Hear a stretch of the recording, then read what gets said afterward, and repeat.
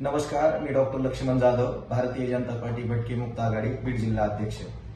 सध्या 2-3 दिवसापासून सतीश खोक्या भोसले या संदर्भाच्या न्यूज चॅनल बातम्या चालू आहेत। प्रथमतः हे सांगतो, सतीश खोक्या भोसले यांनी तत्कालीन भारतीय जनता पार्टी भटके मुक्त आघाडी प्रदेश अध्यक्ष नरेंद्र पवार साहेब यांना खोटं बोलून, म्हणजे त्यांना जातीची खोटी माहिती सांगून त्यांनी भटक्यामुक्त प्रदेश युवा उपाध्यक्षपदी घेतलं होतं। मूलतः सतीश भोसले हा आदिवासी समाजाचा कार्यकर्ता आहे।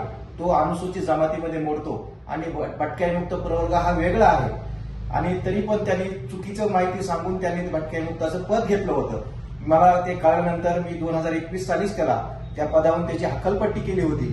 त्यानंतरही तो पक्षविरोधी कारवाई, खंडणी, अपहरण, चुकीच्या पद्धती करत असल्यामुळं त्याला भारतीय जनता पार्टी सदस्यत्वाचा राजीनामा सुद्धा घेतला होता। सध्या तो कोणत्याही भारतीय जनता पार्टी भटक्यामुक्त आघाडीच्या प्रदेश युवा पदावर नाहीये।